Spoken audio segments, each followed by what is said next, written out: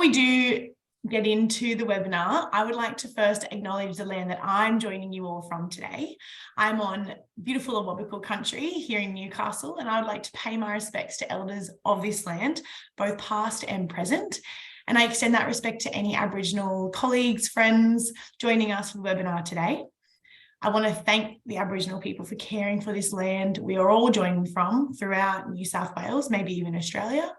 And thank them for caring for it for over 70,000 years. It always was and always will be Aboriginal land. I'm going to try something now. I'm going to introduce myself first, sorry. So my name's Stephanie Hawes, and I work within the Community Legal Education branch at Legal Aid. We are specifically designed within Legal Aid to share legal information with the community. So, but we don't know about all the areas of law. So that's why I've got my wonderful panelists here today helping me out and joining me, Pina and Matilda. So thank you both for joining me. The structure of the session today will be about 1 hour, as I mentioned, which will include some time for questions at the end. After the webinar, you'll receive a survey will pop up, and we really would be so grateful if you could fill that out about what you found helpful, what you'd like to see in future webinars, or if you'd like to see any other topics addressed by our team. Today, we'll mostly be referring to New South Wales legislation and laws, as we are a New South Wales service. However, a lot of the topics do apply to beyond New South Wales. And if you do want some help or guidance with other laws, we can for sure point you in the right direction. I'm going to launch a little poll now. Can everyone see that on their screen? It should come up. The question is, I am looking forward to Christmas, feeling stressed by Christmas, just looking forward to a break, or want to skip Christmas altogether and bring on 2023. Got lots of answers coming in. Just to check you're all still awake, paying attention. I've got 60 odd responses. 70. A lot of people just looking forward to a break. It does feel like that, especially now the weather's looking beautiful. So most people looking forward to a break, 46%. Few looking forward to Christmas. A couple of people feel stressed by Christmas, and a lot of people just want to see 2023 as well, 15%.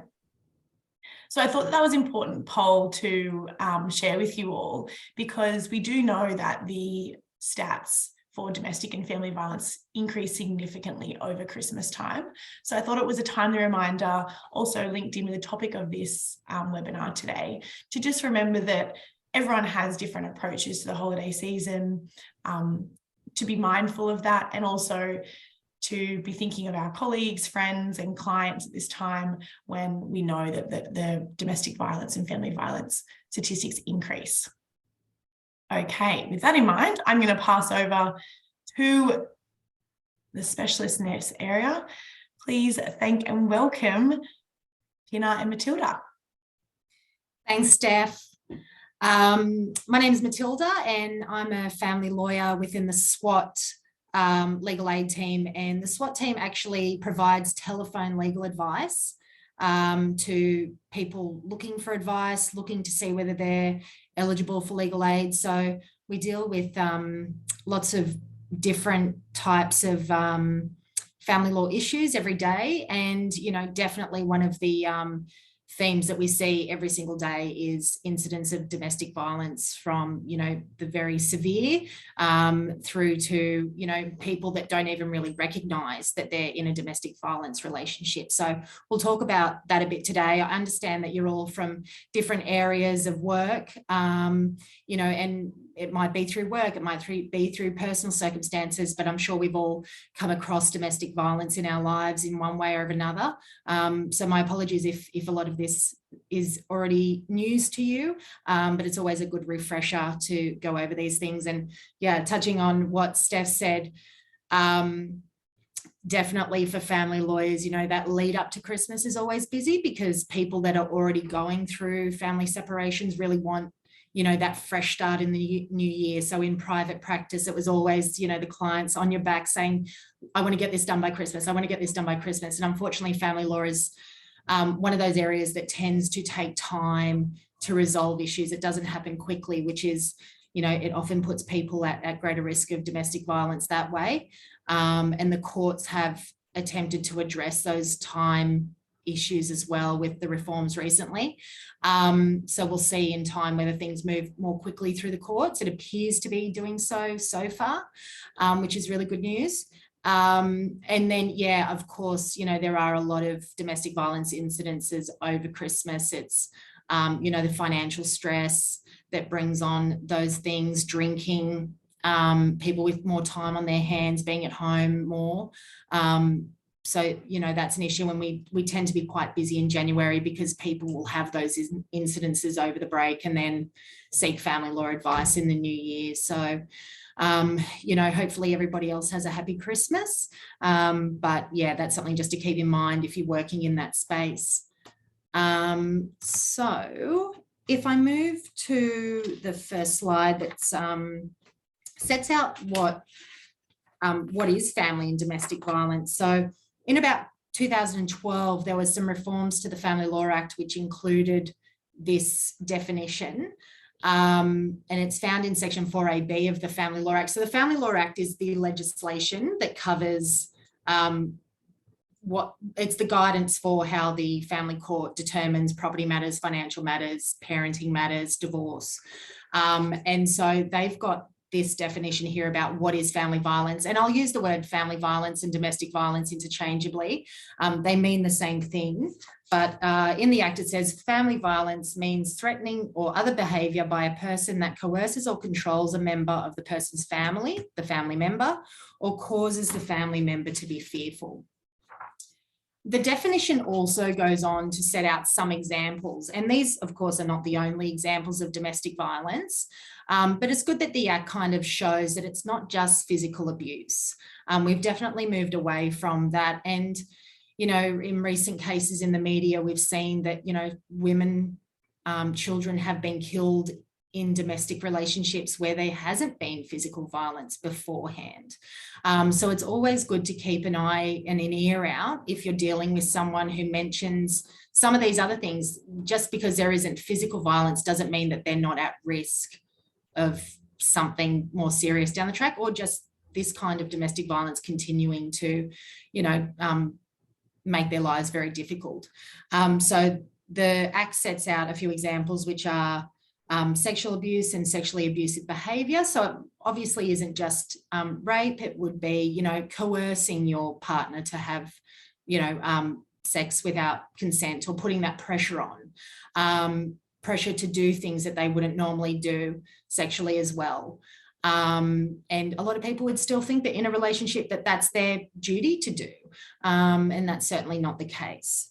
Not providing reasonable financial autonomy and not providing for reasonable access to finances to pay for reasonable family expenses. So it might be, stopping a person from accessing money at all, or, certain bank accounts where maybe the other person is, really controlling the purse strings, doing other things, whatever they want with the money, but then keeping the other person on a tight leash. Monitoring spending. Like closely monitoring spending. I think sometimes it's normal. It's all kind of like what's reasonable and what's not. If someone's got a gambling problem and you're like, okay, maybe I need to take control of the finances so we don't lose our house, that might be seen as reasonable. But, no, I'm only going to drip feed you money and you're stressed about being able to pay for food shopping or the kids' school fees or something like that, and that those funds not being available from time to time and the other person hoarding it, that would be domestic violence.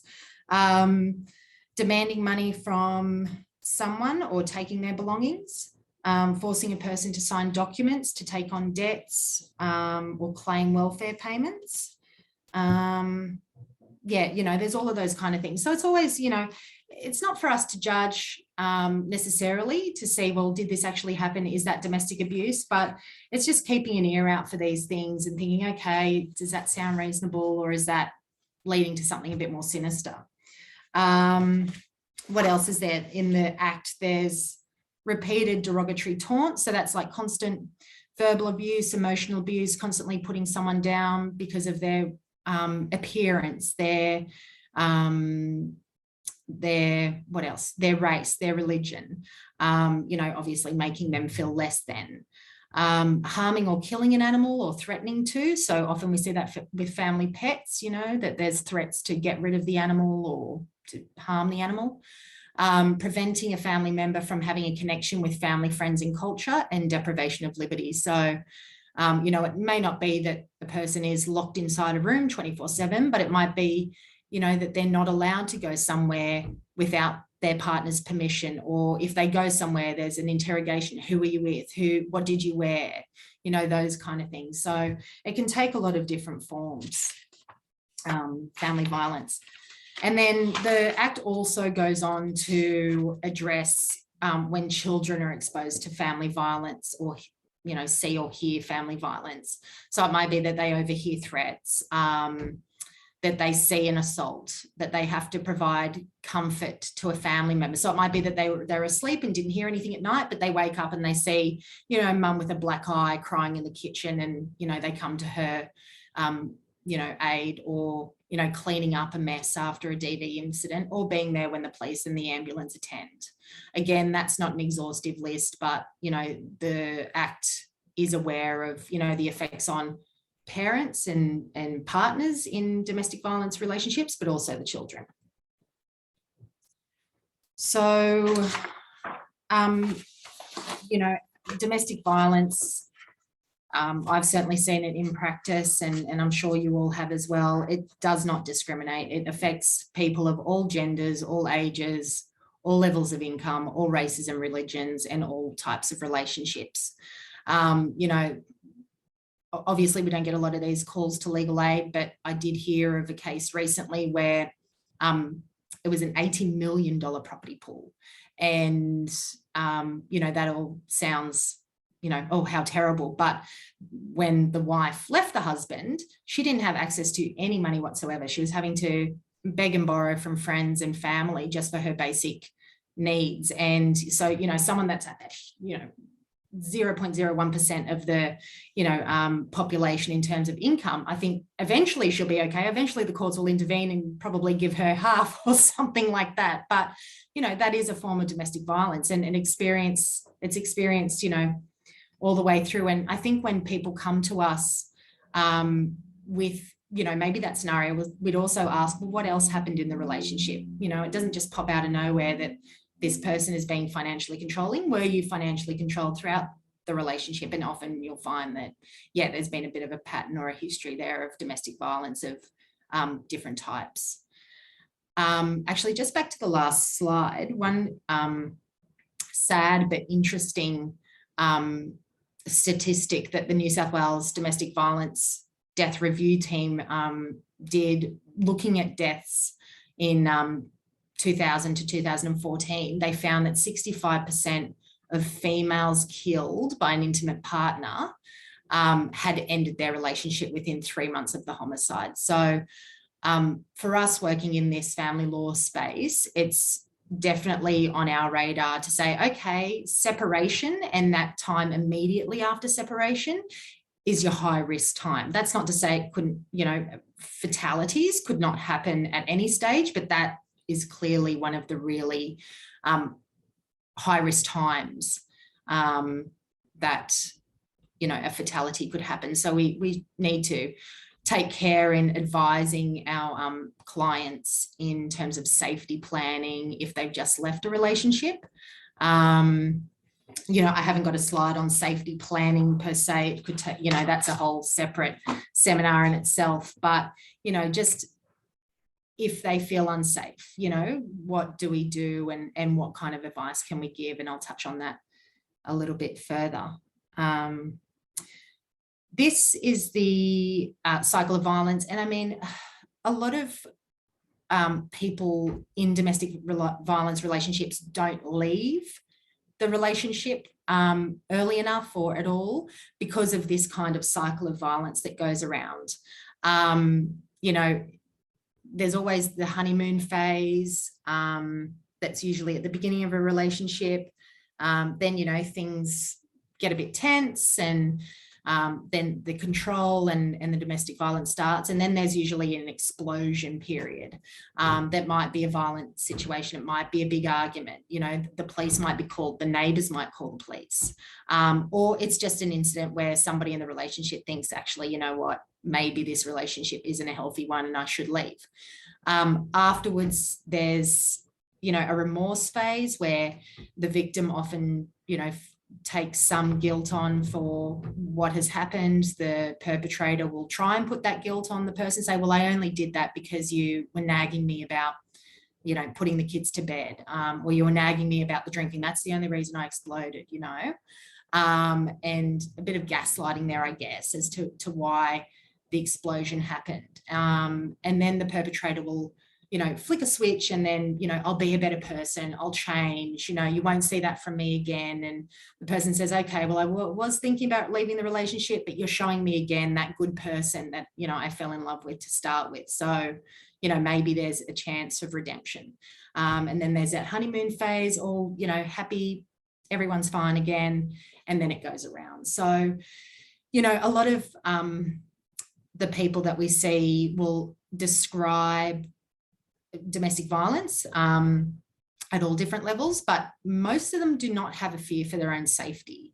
And some of the research says that a person's assessment of their risk is not really a good indicator as to whether or not they are actually at risk because of this cycle of violence. They're used to it, you know. They've kind of been dealing with this. Yes, he can explode, but, you know, he's a good person. He can be a really good person most of the time. It's just when he has these, you know, outbursts that things get a bit, you know, awful. So yeah, that's something just to keep in mind as well. We've got this tip sheet here. Hopefully you can all see it okay. Just in terms of how to approach people if you think they might be dealing with domestic violence. It says there that, you know, research shows that people are happy to be asked and like being asked whether they've experienced domestic violence or whether they feel safe. And there's a number of ways that we can go about asking that. Obviously, there is the obvious question to say, have you experienced family violence? But a lot of the times, as I said, people don't actually recognize that they're in a domestic violence relationship. So they might say no, but then when you start asking further questions like, oh yeah, I don't really have access to finances. Oh yeah, he's a bit controlling about, and I'm sorry to keep saying he in terms of the perpetrator, but of course the research shows that women are generally by and large the victims of domestic violence, but that is absolutely not to say that they are the only ones that experience family violence. And certainly working at Legal Aid, we do have a lot of male victims that come through as well. So my apologies for using that terminology. It's just, I guess, habit as well. But anyway, with asking victims of domestic violence or someone that you think might be experiencing domestic violence, you could ask questions such as, you know, do you feel safe at home? If they're still living with the potential perpetrator, you know, that's quite an important question. Has the other person ever shoved you, broken things, punched walls or hurt you? Did the other person control your money? Was the other person jealous or controlling? You know, they're the kind of things that you can ask. And of course, you know, working in this space, you take on a lot of other people's trauma. And so it's always good to look after yourselves as well in that scenario. You know, if you hear something that upsets you, take a break, ask for a break. You know, if your workplace has EAP counselling, you know, access that and don't be afraid to access that because, you know, it can be really full on to hear other people's stories all day. If you know, somebody does disclose something to you, you know, you don't have to try and solve their problem straight away, but you can just say something simple like, thank you for telling me that. I realize it can be hard to talk about, or I'm sorry you've experienced that. We might be able to help you. A lot of the times people just want to be heard and get things off their chest. Sometimes they don't. Sometimes they're actually quite, you know, closed off in talking about things. So it's just sussing out the person who you're talking to and seeing, you know, what you can elicit from them, and, you know, definitely seeing how you can help in your role. There's a little table there that shows the high risk factors.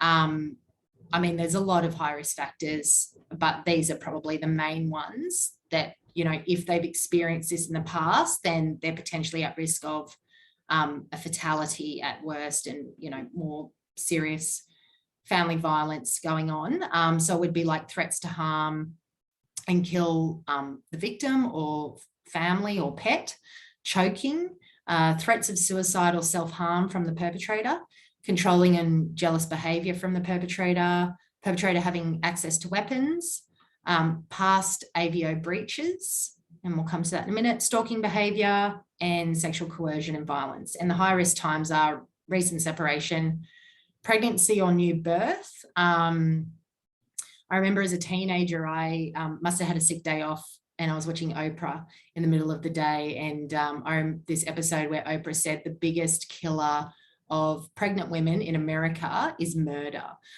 which just blew me away. But I mean, in terms of a pregnancy, you know, for a perpetrator, they worry about finances. So that can be a trigger.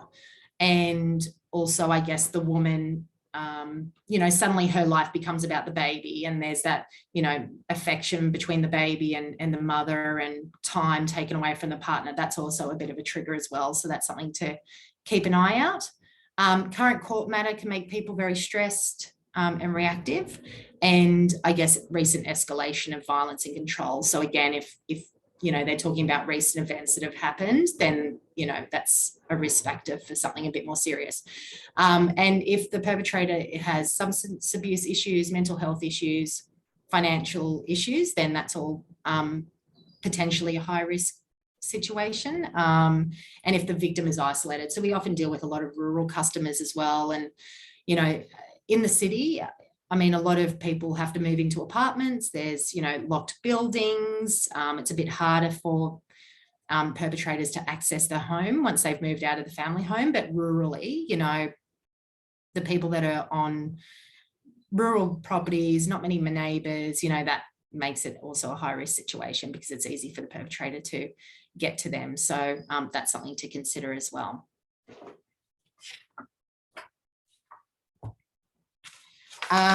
So I'll just quickly touch on AVOs. There's a fair bit of information there for you to look at, but I mean, what we see with AVOs is that, so an apprehended domestic violence order is an order that the police can take out on behalf of a victim, or victims can apply for themselves through the court.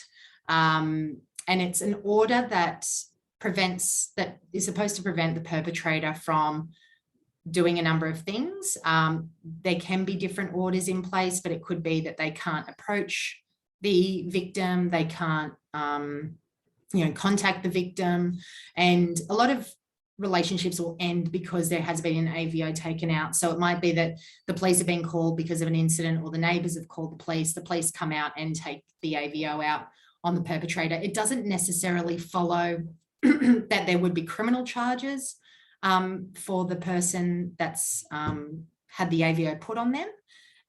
It's not a criminal conviction or anything, but it does have criminal consequences if it's broken. You know, we do see a lot of victims often say that they want to change the AVO and get rid of the AVO. So it's having a chat to them around like, okay, well, why do you want to do that? Sometimes the perpetrator has gotten in contact with them, you know, in contravention of the AVO to say, drop it. Sometimes the, you know, victim says, well, I need him home to pay the mortgage. You know, he's moved out, he's got to pay rent somewhere else, and we can't afford the mortgage and rent, so I need him to come home to pay the mortgage. You know, it's that kind of thing that having those discussions with people to see whether it's a good decision to try and get rid of the AVO, revoke it, change it, or yeah, to support them in that. You know, it's a bit of a case-by-case basis. But I guess it's just good to keep in mind that, yeah, when people want to remove AVOs, it's often putting them at greater risk again of family violence. In terms of family law orders, so sometimes there might already be parenting orders in place for like the perpetrator to spend time with the children. If that's the case, the court making the AVO can change the parenting orders if it's a final AVO to take into account new information about violence or something that wasn't present when the parenting orders were made originally.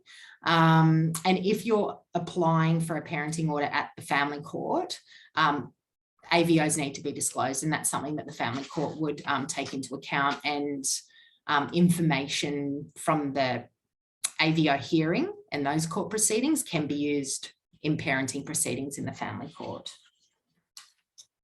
So that I'll skip through the AVO ones, that lots of information there for you to read.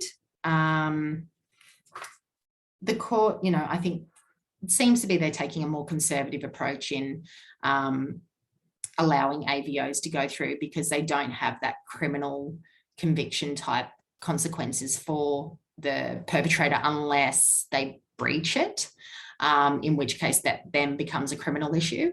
But yeah, the court just has to find that on the balance of probabilities, there's reasonable grounds to fear, or in fact fear, that a domestic violence incident will occur in the future. So yeah, we're glad to see that that's happening in the courts, that they're kind of happy to hand out AVOs in most circumstances. Okay, I'll go to the slide on family law and domestic violence. So parenting orders are the orders that, maybe next slide, Steph, I think. Yeah, in the next one. Property. We'll go to property then. Oh no, there we go, parenting. So parenting orders are when there's a dispute between parents normally. It can sometimes be grandparents or other people, but generally it's parents, about where a child should live and like how much time they should spend with the other parent that they're not living with. And Section 60cc of the Family Law Act sets out what the court has to consider when making those orders about where a child lives and who they spend time with and how much time they spend. And Section 60cc is called what we call the best interests of the child principles. And the two primary considerations that the court has to look at is the benefit of the child having a meaningful relationship with both parents, and the need to protect the child from physical and psychological harm or being subjected to abuse, neglect, or family violence. And the court will consider any family violence involving the child or a member of the child's family, so like a parent, and any relevant inferences that can be drawn from a family violence order. So if we're advising somebody who has an AVO taken out on them, sometimes we say, look, you can agree to the AVO, but you might do it on a without admissions basis. And that would mean that then when you go to the family court, they can't say, well, oh, you've agreed to the AVO, therefore you agree that you did X, Y, Z. It's just saying, no, I agreed to it just to kind of end the court case and let it go through. I didn't agree to the facts around that AVO being taken out. And the court has a difficult position to make these decisions about children, because you've got that benefit of the child having a meaningful relationship with both parents issue. And that means that they really want to promote a relationship between both parents. Should it be equal time? If it's not equal time, how much time should a child spend with the other parent? And then they've got to balance that up with the need to protect the child from abuse. So there are a lot of cases where there are allegations of family violence, sexual abuse, everything. And the court has to weigh up whether there is that, risk of harm to the child, which can be very difficult. Before a party makes an application, or a parent makes an application to the court for parenting matters, they have to go to mediation first. And that's a good tool if, two parents have the ability to negotiate beforehand. And the court doesn't want everyone flooding to the courts. They want people to try and work things out prior to filing at court. So that's the purpose of mediation.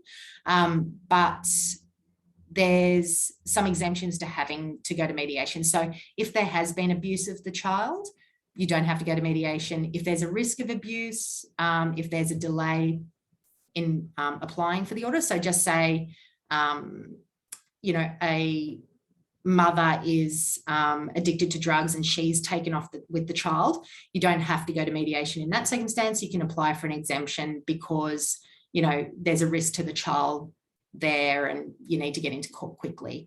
If there has been family violence or a risk of family violence, then you can apply for an exemption. So often where there is an AVO in place, mediation service providers will not allow the mediation to go ahead. So in those circumstances, you need to apply for an exemption for mediation to apply for parenting orders.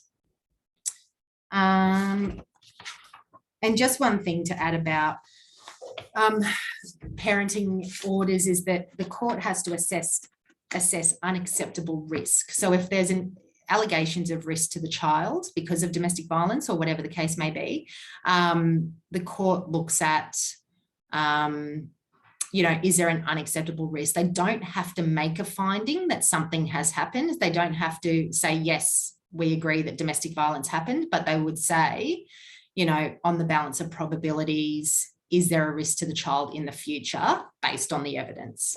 So that's, you know, a lower threshold than what it would be at a criminal court.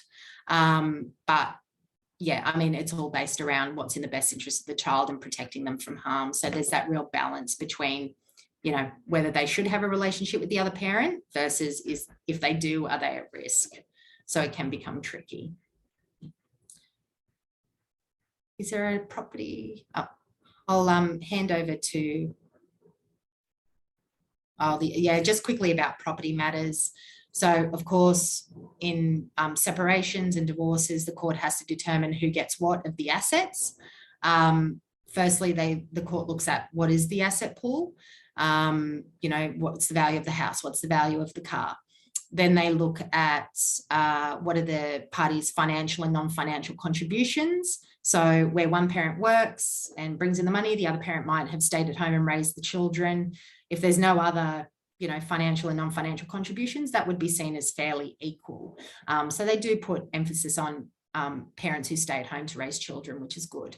And what are each party's future needs? So their ability to support themselves moving forward. Obviously, for a parent who has left the workforce and stayed at home to raise the children, you know, it's harder for them to go out and get a job. So that's taken into account as well. In terms of domestic violence, you know, the court would look at whether domestic violence incidences have impacted a party's contributions to the marriage and the asset pool. Or whether a party's violent conduct towards the other has made the party's contribution significantly more arduous than what they could have been. You know, that case of Kennan in 97 was, there was significant family violence there. And basically, my understanding is that the contributions were very minimal on behalf of the wife because she was subjected to significant violence. She was not really able to leave the house and, you know, she wasn't able to contribute a lot, but that was because, you know, she was being controlled by the husband. So, you know, she got additional, I guess, property out of the settlement that way, but that was kind of at the higher end of quite significant violence. So, you know, it's, again, always a, you know, a weighing factor of, you know, is the violence going to actually impact the proceedings that we have to look at, but yeah, it can definitely be taken into account.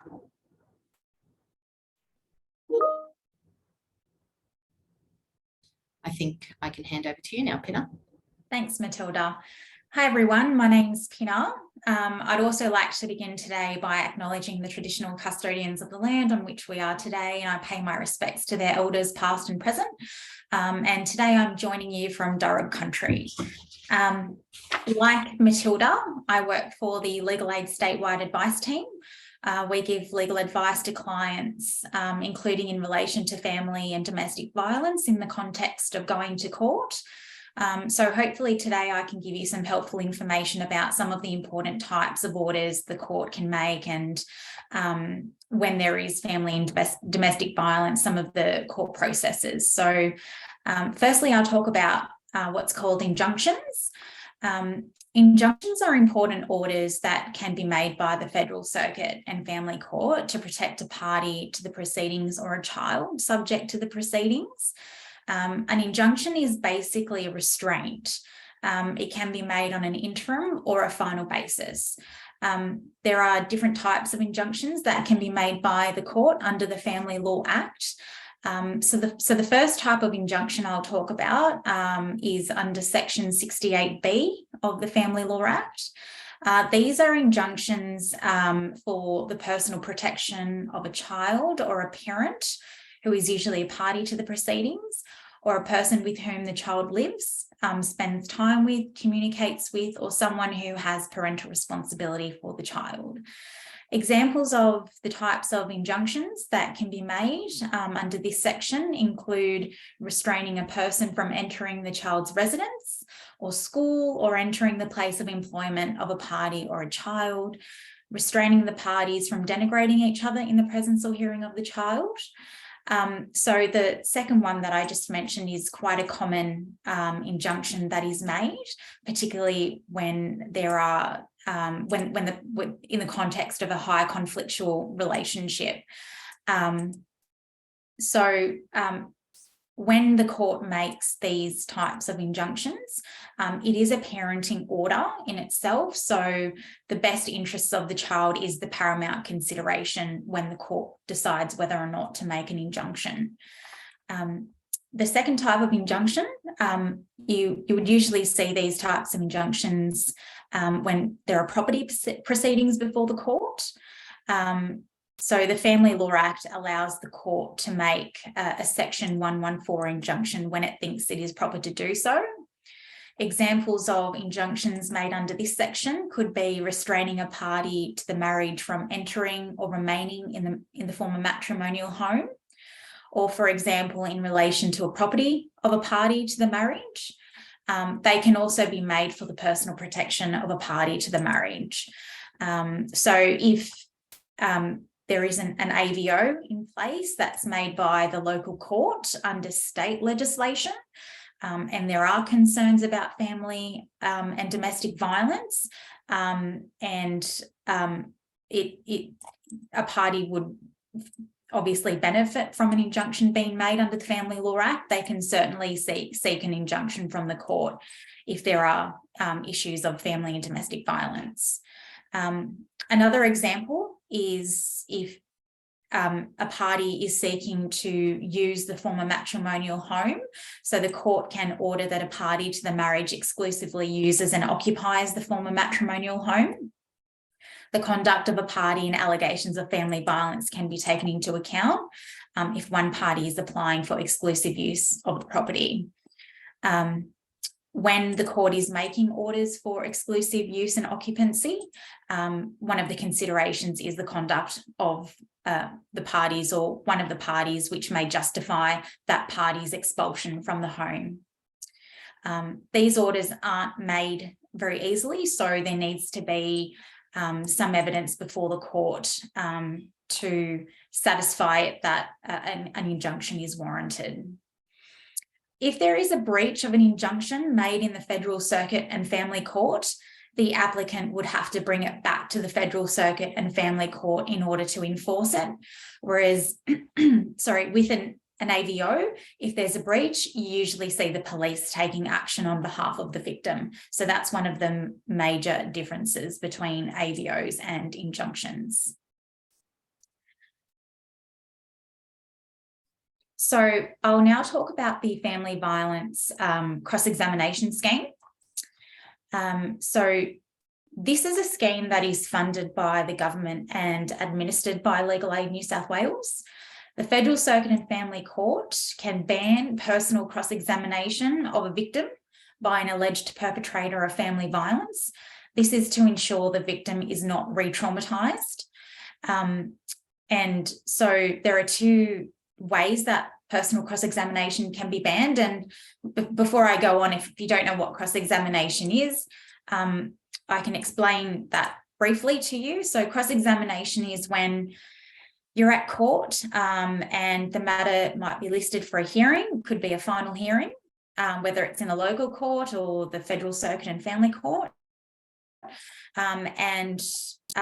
The way that evidence is usually given on a final basis is the party gets in a witness box and they tell the court about the situation, about their matter, any issues of family violence, and the court listens to them, and the other party or their solicitor or barrister usually has the opportunity to ask the witness questions while the witness is in the witness box and to test their evidence. So that's essentially what cross-examination is.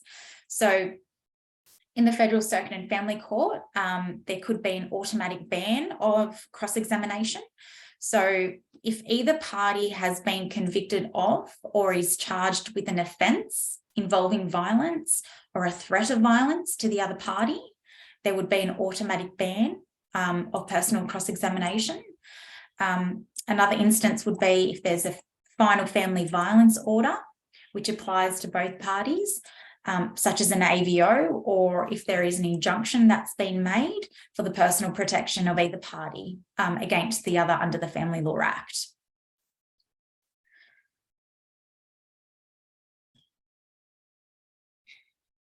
There can also be a ban following an order by the court. So if one party makes an application to the court or the court decides to ban personal cross-examination.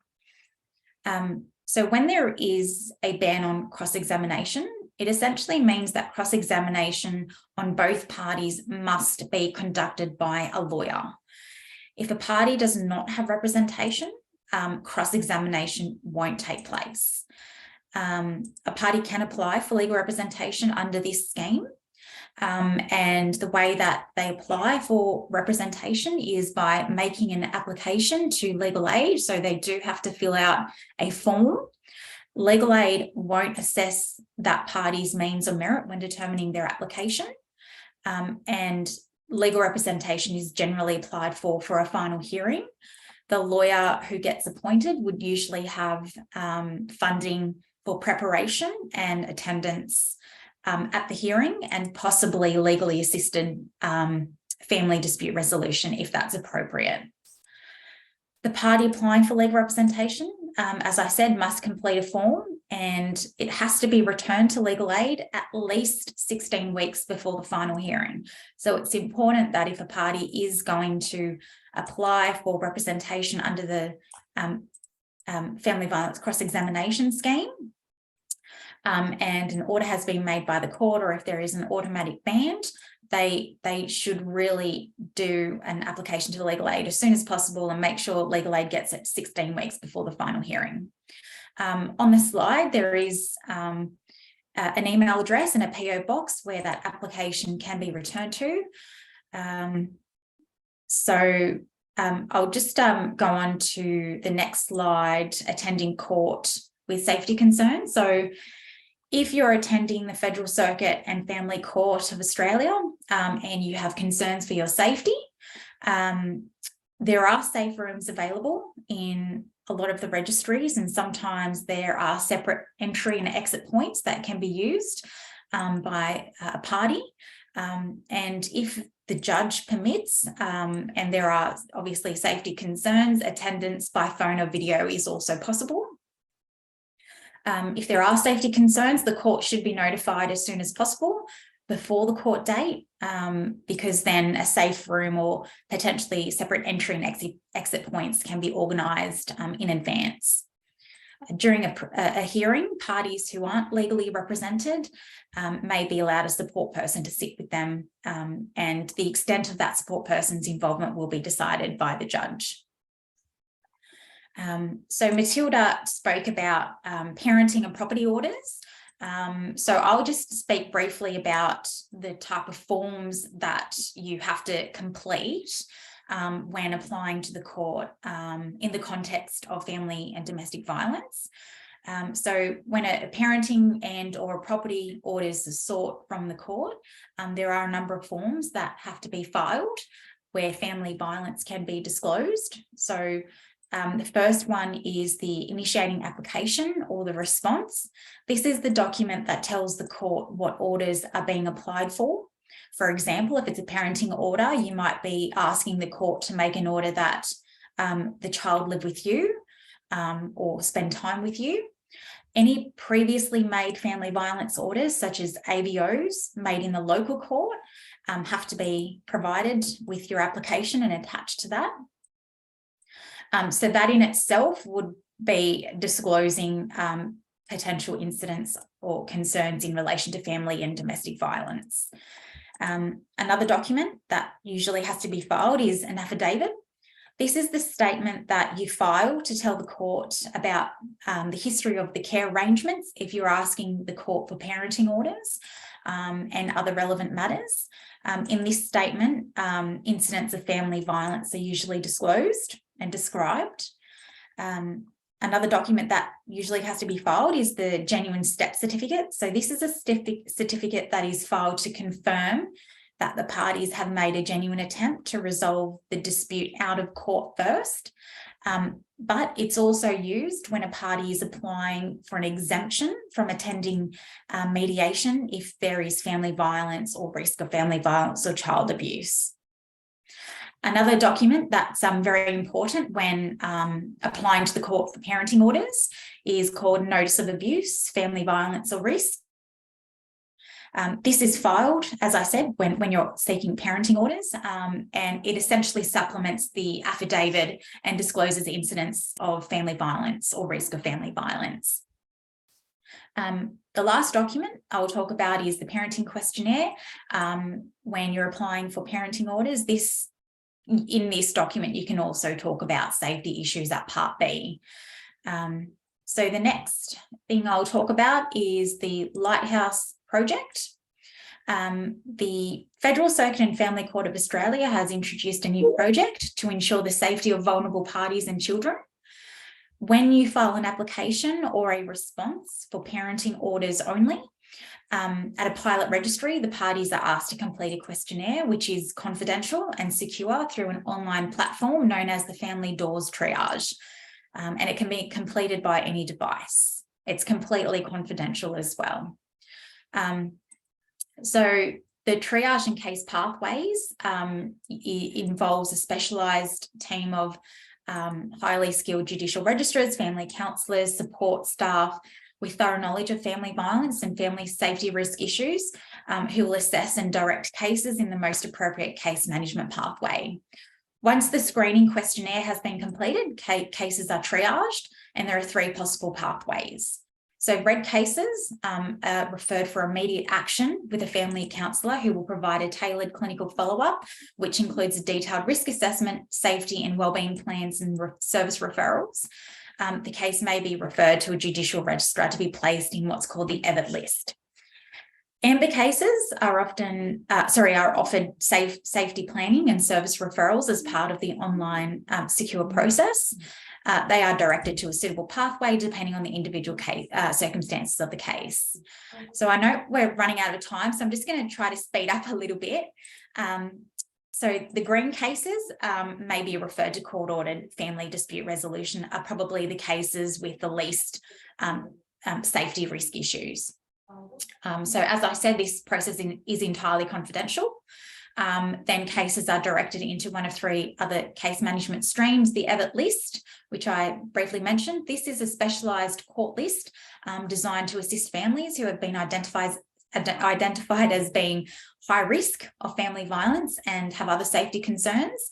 The focus is on early information gathering and intervention through a judge-led support team.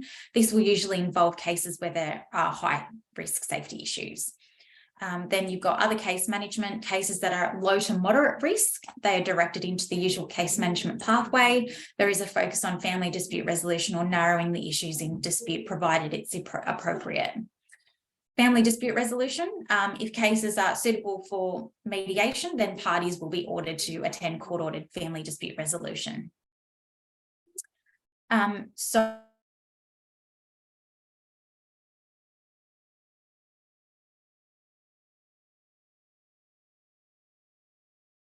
I think that Pina's dropped out, so I might just jump in and take over what she was talking about. Unless you want to do that, Matilda. Can you see those slides there? Yep. I think, Pina, are you back? Can you hear me? Oh, yeah, we can hear you now. Okay. Yeah. Okay, where did you hear me up to? I think you're up to the family dispute resolution. Okay, no problem. Well, yeah, I basically am almost done. So if appropriate, and it would usually be appropriate if family and domestic violence is not a big issue in a case, then parties will be ordered to attend court-ordered family dispute resolution. For any further information, you can go on to the Federal Circuit and Family Court website. There is a lot of helpful information there about this new Lighthouse project. There's also some links to some helpful resources on the slides there in relation to family and domestic violence. Next slide, Stephanie, please.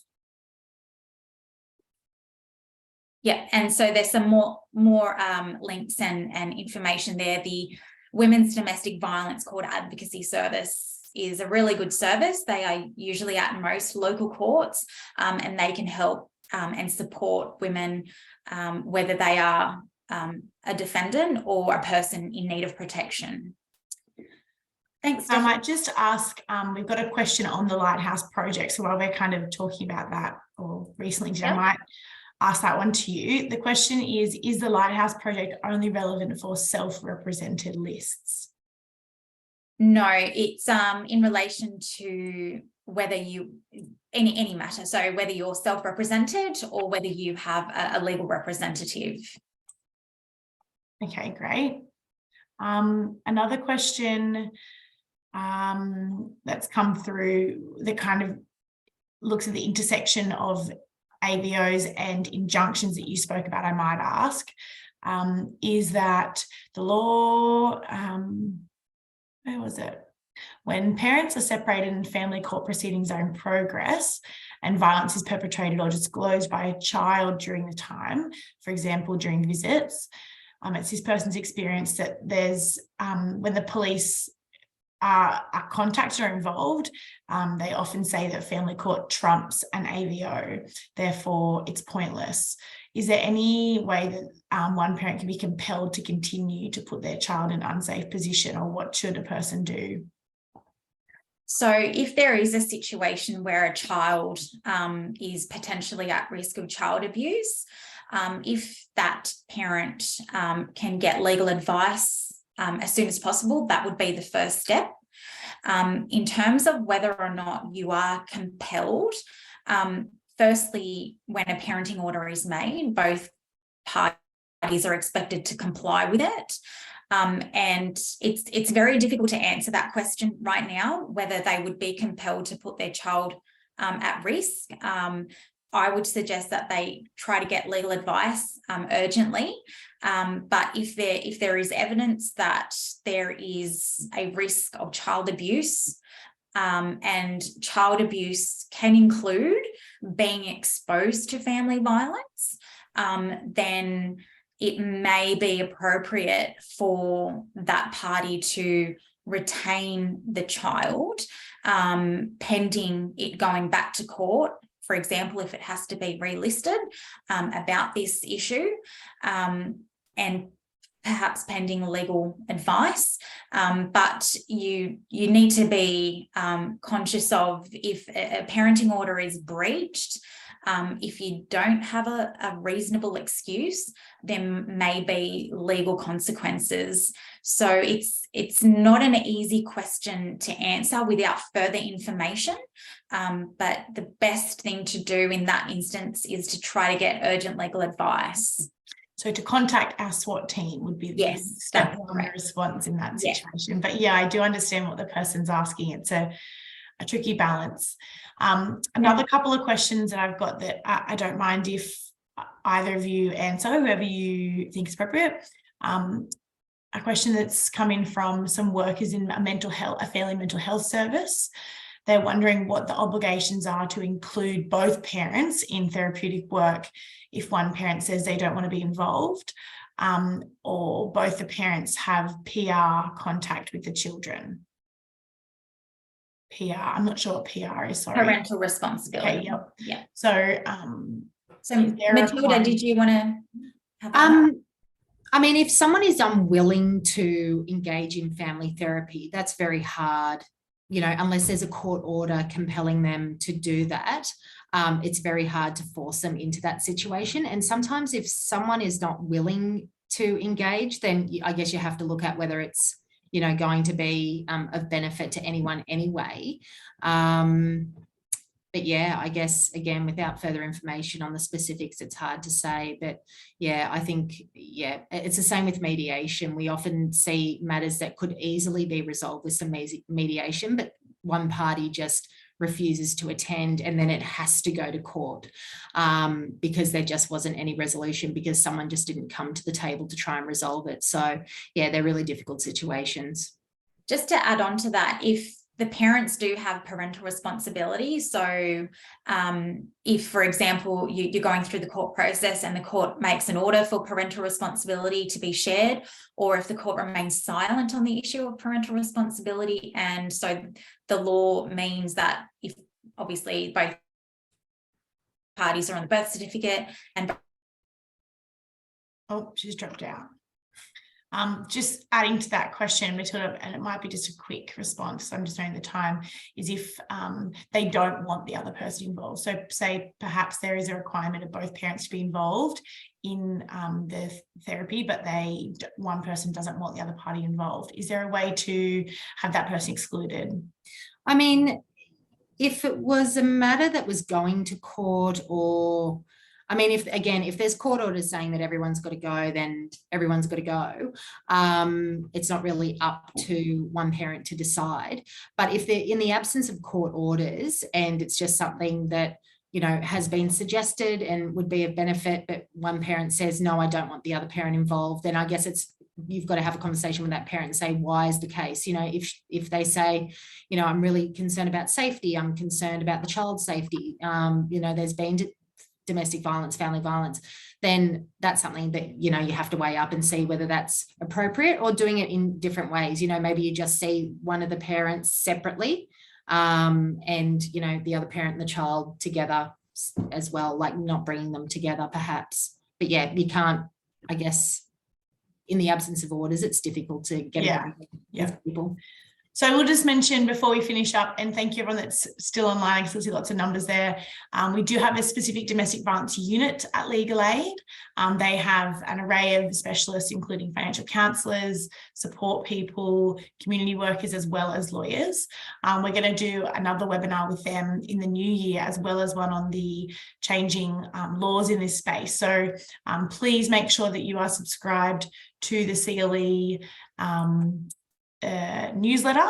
We also have a podcast for community workers. So if you are interested in this topic as well as other topics, legal topics, you can get that wherever you get your podcast from. It's called Law for Community Workers.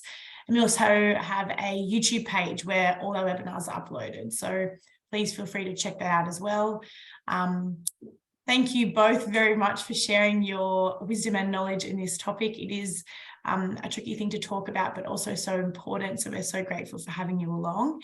And thank you everyone who joined. The recording will be put on our YouTube page. If you would like to share this with any of your networks or your colleagues, if any more questions do come through, I'll try to get back to them for sure, especially if they're important questions. But you can always reach out to our SWAT team, and the PowerPoints will be shared with everyone who attended. Thank you all for coming. Thank you, Stephanie. Thanks. Bye, everybody. Lots of thank yous coming through. Everyone, very grateful for your insights. Thanks, everyone. Okay. Bye all. Bye.